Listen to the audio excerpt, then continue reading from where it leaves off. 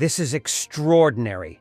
Russian Z-blogger Roman Alekin explains the locals of 4 districts of Kursk region that if they don't evacuate on time, the Russian army will destroy them.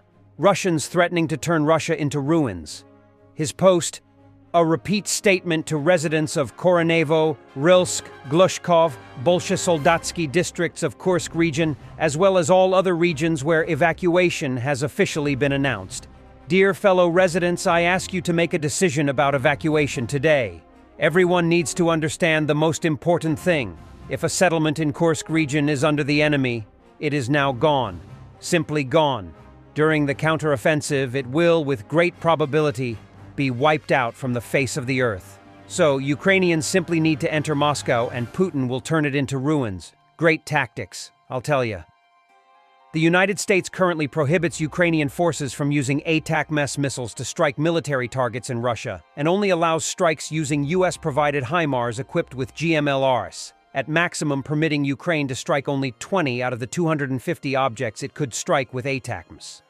Only 17 of these 250 objects are airfields, and it is unlikely that the Russian military has redeployed assets away from all the other 233 objects to the same degree as it has reportedly done with aviation assets. US officials' comments centered on Russia's redeployment of air assets have so far largely ignored the majority of targets in range of ATACMS that Ukrainian forces could strike if US prohibitions were lifted. Many of the 233 military and paramilitary objects in range of ATACMS are large military bases, communication stations, logistics centers, repair facilities, fuel depots, ammunition warehouses, and permanent headquarters that would be extremely difficult or impossible to quickly redeploy assets from or rapidly harden. Institute for the Study of War has not collected open-source evidence of redeployments of military assets from the majority of Russia's rear areas.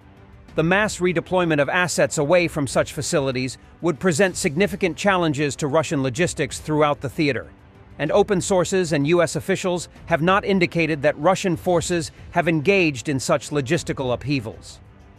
Such disruptions to Russian logistics throughout the deep rear would have also constrained ongoing Russian offensive operations throughout the front line, and ISW has not observed evidence of such widespread logistical constraints.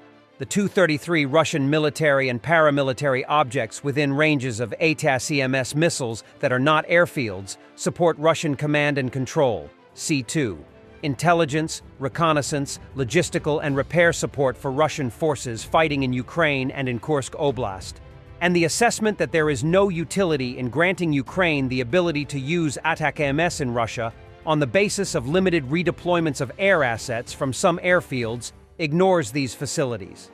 Any assessment that argues that there is no point in allowing Ukraine to strike targets in Russia on the exclusive basis of air asset redeployments is incomplete, without also accounting for the hundreds of other facilities supporting Russia's war against Ukraine, and would thus be incorrect.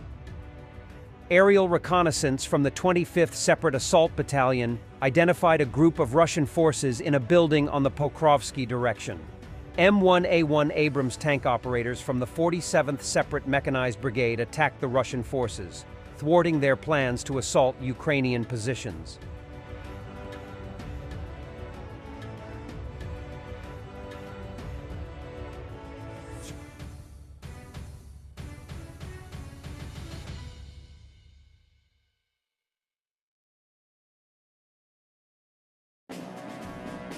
And more about the arrest of the owner of Telegram, Pavel Durov.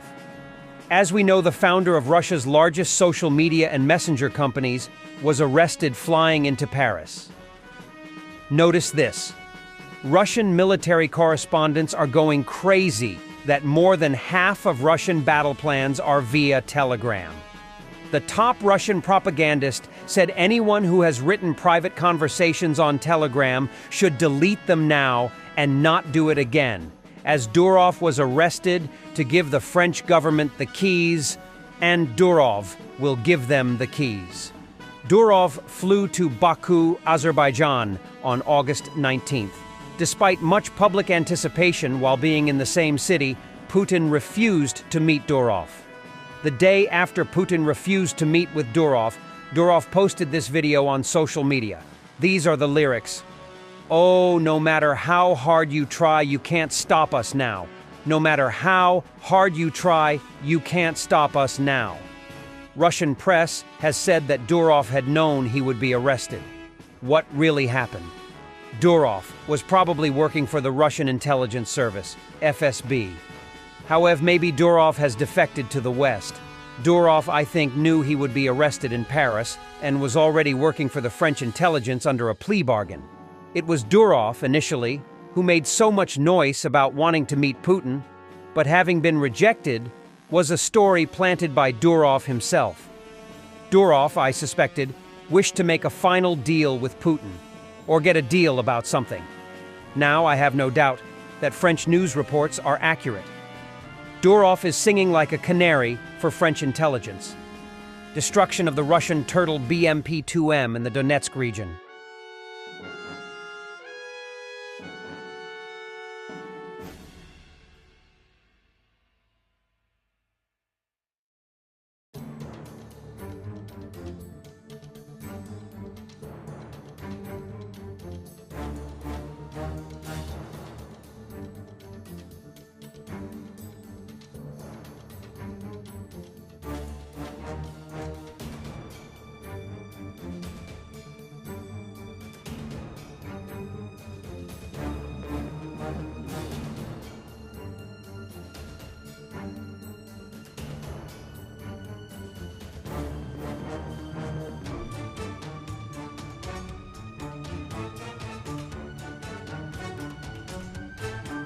And for the end, something spectacular.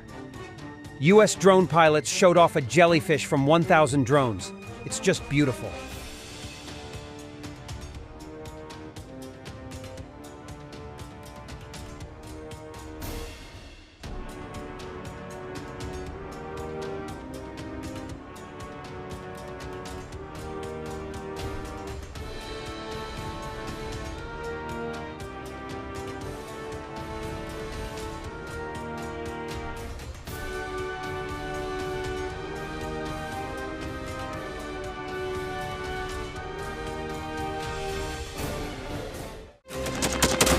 Thanks for watching, and don't forget to subscribe.